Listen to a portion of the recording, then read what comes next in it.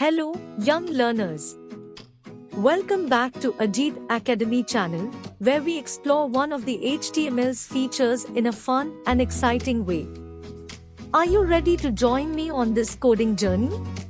Wow, I am ready to know features of HTML. Let's get started. Today, we will learn about heading, one of the fantastic features of HTML that will help you to build web pages. HTML stands for Hypertext Markup Language, and it is the foundation of every website you see on the internet. Are you excited? First, I will tell you about heading. HTML headings are like the titles of your web pages. They help organize your content and make it easier for people to understand what your web page is all about. They come in different sizes, from the biggest to the smallest. The biggest heading is called H1. It's like the main title of your page, and it should be used only once per page. Next, we have H2, which is slightly smaller. It is perfect for subheadings that give more information about the main title. Then, we have H3.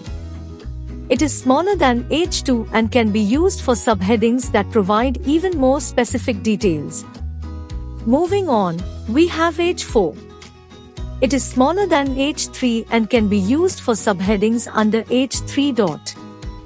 We also have H5.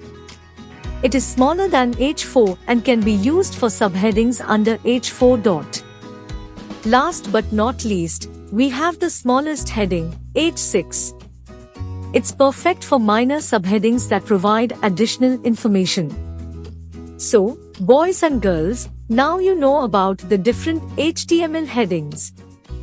Remember to choose the heading that best suits the importance and hierarchy of your content. This will make your web pages look neat and organized. That's all for today's HTML adventure. But please subscribe to the Ajit Academy channel for more exciting lessons in the world of web design. Until next time, happy coding! Please like, subscribe and share.